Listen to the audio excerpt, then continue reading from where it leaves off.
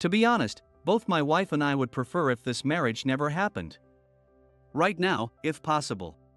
That's what my father-in-law blurted out during my sister's wedding ceremony. He sneered at me and my sister, saying, "You're beneath us." My sister was dressed in her wedding gown and started crying.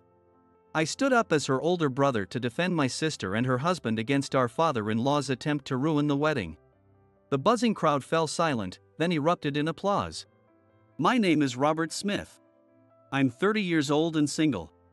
I am currently a small family-owned lunch vendor. When I was a sophomore in college, my parents died in a car accident, and I decided to drop out and take over the family business. I moved back home and lived with my sister Emily, who is 6 years younger, while managing as a lunch vendor. I wanted to become a public servant in the future, but it can't be helped now. I had to do my best at what I could do now and make a living with my sister. Fortunately, my parents left detailed notebooks on every aspect of the packed lunch business. From ingredient quantities to recipes and cost calculations. My father's rough notes were beautifully transcribed by my mother, who had excellent handwriting. Smith's packed lunch. The shop sign was handwritten by my mother, adding a personal touch. My mother taught me how to write and said, "Your writing reflects your heart, Robert. Let's make sure you write beautifully." Although we live in a digital age now, I've always cherished my handwritten letters. Emily was influenced by me, and also had beautiful handwriting. The small 5 square meter shop, along with the handwritten recipes, are precious assets left by my parents. With the help of loyal part-time workers, I managed to learn how to make the packed lunch. I even earned a culinary license while working. Emily often helped me with work, which was a great relief. When I was 24 and Emily was 18, she said, "Robert, after I graduate, I'll help you with the shop." "No, you don't have to push yourself. I'll manage somehow." "You should do what you want, Emily." "If I can choose, making packed lunch is what I want to do right now." Emily.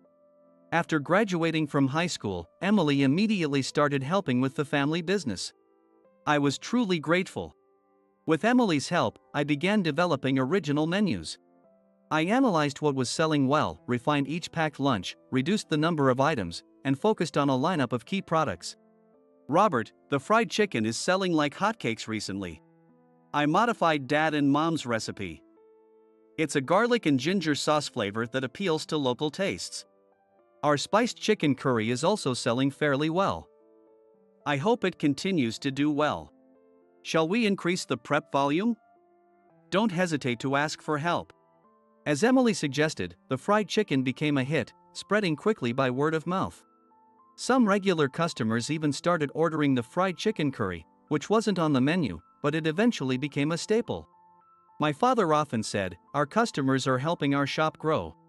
Although busy times could be hectic, seeing the part-time workers and Emily working hard, along with the happy faces of our customers, naturally eased my fatigue after work. As the second-generation owner, I began to believe that Smith's packed lunch had potential for growth and that there was much more we could achieve. "Welcome." Emily's cheerful voice echoed through the store. "Oh, that man is here again. He's a recent regular customer. He's been coming in with the determination to try every item on the menu. You're just one fried chicken box and a special fried chicken curry away from completing the menu." "Quite impressive," Emily said. "I like to save the best for last." "Thank you for always making such delicious lunch," the customer replied. Having regular customers is a blessing. On rainy days, sales typically drop, but this customer would even come during storms. "Robert, I have something to tell you. I'm actually dating him." "What?" "That's a surprise." "Emily, you're quite something. His name is John." "John is." Emily explained that he was a second-year graduate student from the nearby university and the same age as Emily. His family runs a food manufacturing company, and he plans to take over in the future. When I asked how they met, she said, "You know the handwritten product description cards?" "Yeah, the ones you write. They're all handwritten by you." He asked who wrote them. When I said I did, he was very interested. It said that handwriting reflects one's heart. He must have fallen for you because of that. Since then, he's been coming to the store frequently. I can't believe it. Good job, Emily. That's wonderful. Emily likely had never dated anyone before. At 24, she had found her first love.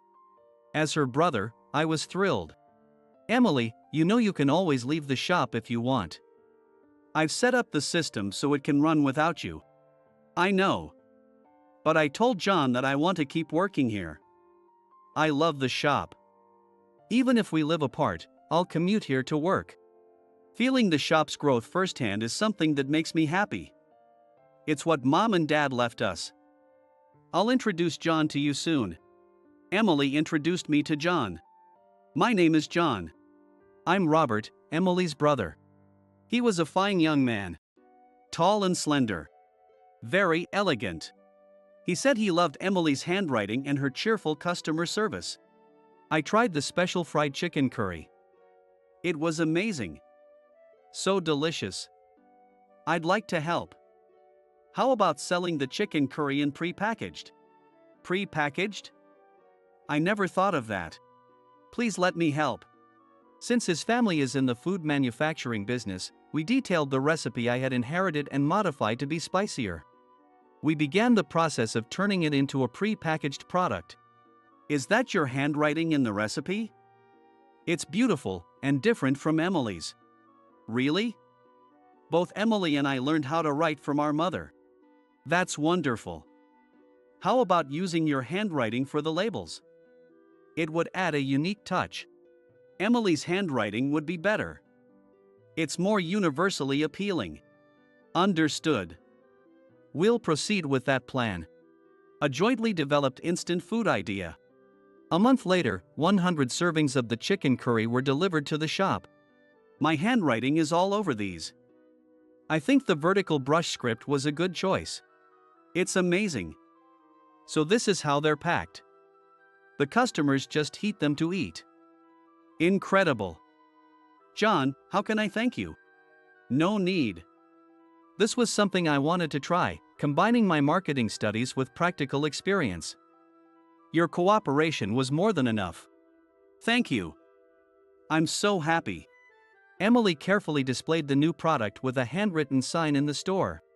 It was a huge hit. It sold out quickly, and we had to place additional orders. Smith's packed lunch pre-packaged chicken curry even started being sold in local convenience stores and supermarkets. One day, while we were relaxing at home on our day off, something happened. Emily's eyes were swollen. It looked like she had been crying. What happened? Did something upset you? You can talk to me if you want. John's parents are against our marriage. Here's the story. After graduating from graduate school, John and Emily started dating with the intention of getting married. One day, Emily accompanied John to meet his parents. John's father said, "Do you seriously think you can be with John? I hear your parents passed away long ago, and you're the daughter of a small packed lunch shop owner." Yes, I lost my parents when I was 16. I started helping with the family business right after high school. I'm looking for someone more suitable for John. I could introduce someone. You might have had a tough life, but you are not suitable for my son. He's our precious eldest son. Please leave. Despite John's efforts to mediate, his father wouldn't listen. Emily came home feeling sad, embarrassed, and disappointed. Not suitable, huh? I can't believe some parents still think like that in this day and age. I'm proud to be the daughter of a small packed lunch shop owner, but today I just feel shattered. The talk about status and everything. I just couldn't stop crying. How can they judge you based on what little they hear? John says he won't give up. Even if his father opposes, he wants to proceed with the wedding plans. You might end up eloping, you know? It sounds like a reverse Romeo and Juliet. It could be a tragic story. I told John not to push himself, but John said he couldn't imagine his life without Emily. He was serious enough that he said he would cut ties with his parents if it meant they could be together. Whether that was the best for both of them was unclear. As her brother, I couldn't stand to see Emily cry. If anything bothers you, no matter how small, talk to me. Thanks, Robert. It must have been the first time for Emily to be looked down upon, so it hurt her. Tears welled up in her eyes again. John was very serious about marrying Emily. At home, Emily was writing wedding invitations by hand. She was steadily preparing for the wedding. It's their life, after all, I thought, feeling like there was no room for me to intervene. Meanwhile, I was working on promoting the shop using a website and social media, despite being unfamiliar with computers and phones. Recently, I bought a food truck, had Emily write the chalkboard menus, and started attending local markets to spread the word about Smith's packed lunch. The wedding date was set. It was going to be a small ceremony with close family. Robert, I've managed to convince my parents. Please attend the wedding without worry. I trust you, John. But Emily still insists on working at the shop. That's included in our plans. Having her work will be helpful. Robert, you know the customers come to get their energy from me. And you will miss me, right? Emily was my only sister, my only family. As her brother, it was my duty to let her go, but I felt a bit lonely. Her promise to continue helping with the shop was my only solace. The wedding day arrived. Seeing Emily, usually in a cotton bandana, apron, and jeans, now with her hair beautifully done and wearing a wedding dress, I was amazed at how stunning she looked. Thinking about all the struggles we went through, I couldn't help but shed tears at her radiant appearance. Robert, why are you crying? It's too early for that. We're just getting started. Oh, it's just dust in my eye. Ouch. I should take some pictures. I took out my rarely used DSLR camera and captured Emily from various angles. I must have clicked the shutter about 50 times. These photos would be precious memories of our time together. Robert, you're such a kind person. Thank you for everything. Please continue to support me.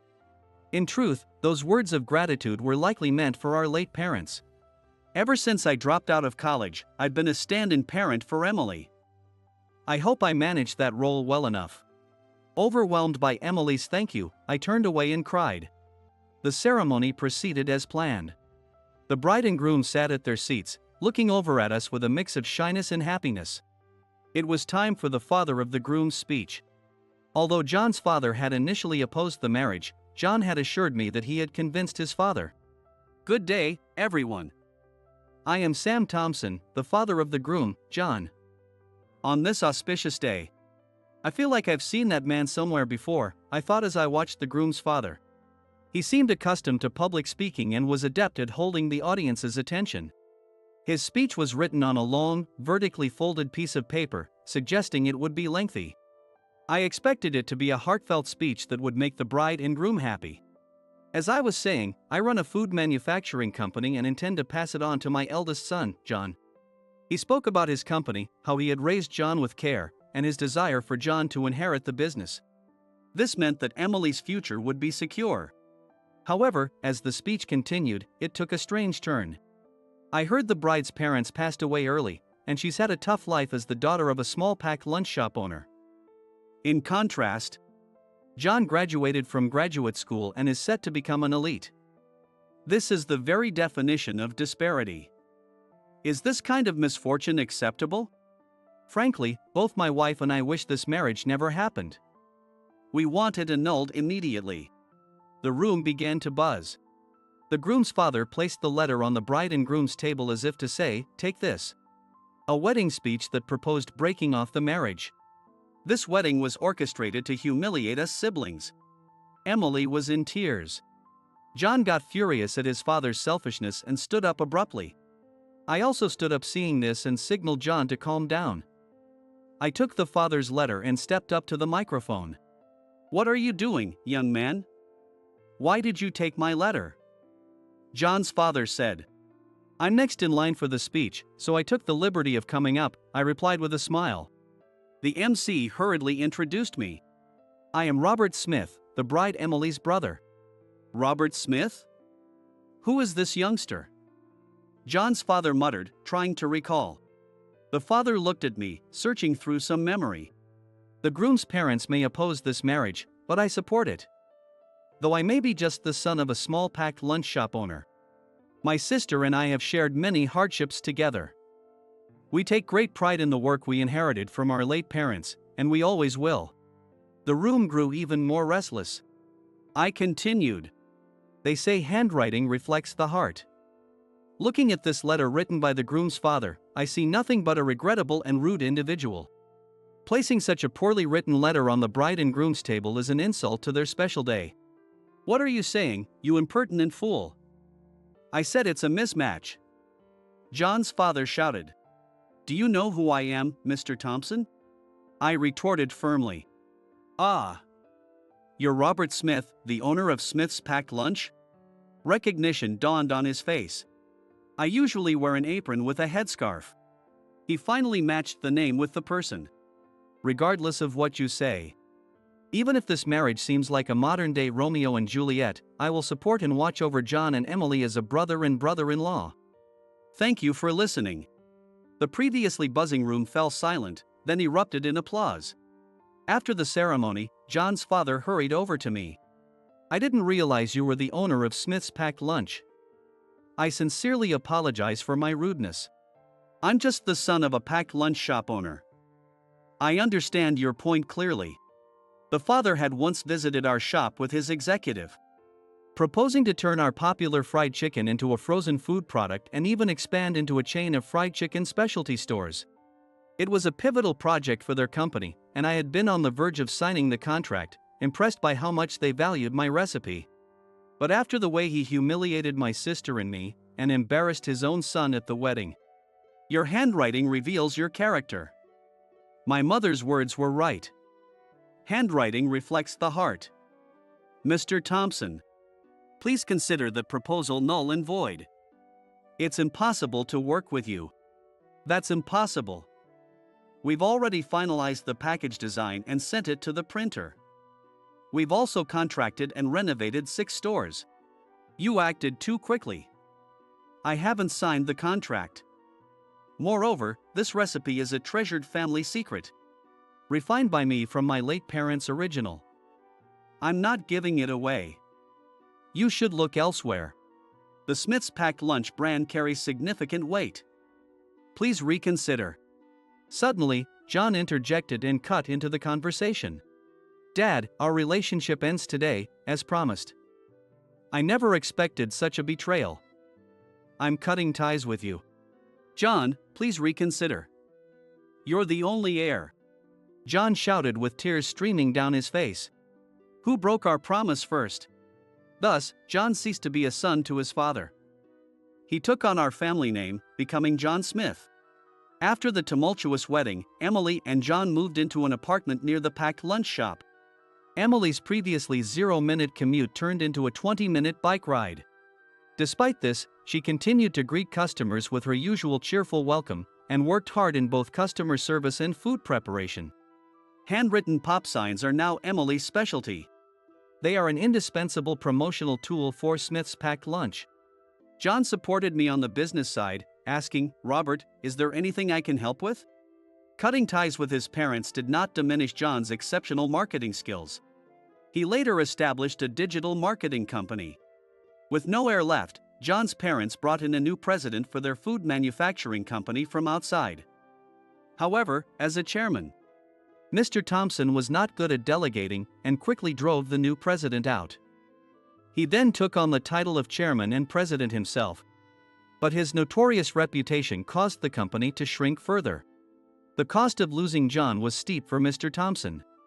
With John's help, I focused on product development. While creating hit products was challenging, Smith's Packed Lunch gained more recognition.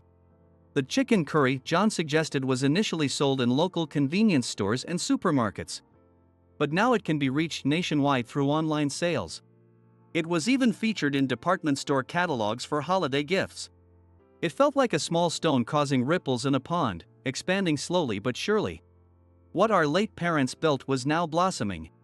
One day, a woman came for an interview. She was a year older than me. I looked over the resume. The handwriting on the resume was excellent. The handwriting was beautiful, reminiscent of my mother's. She expressed her love for our packed lunch and store interior. Her sincerity was evident. Emily vouched for her meticulous customer service and work ethic. Handwriting reflects the heart, I thought. Captivated by her elegant handwriting, I proposed to this passionate woman. Now, we have 2 children, making us a family of 4. Today, we're taking the food truck with our family and my sister's family to a gourmet food festival. The event is at a large park in New York. A large crowd is expected. We've refined our signature fried chicken for this day. I am confident that the future of Smith's packed lunch is bright.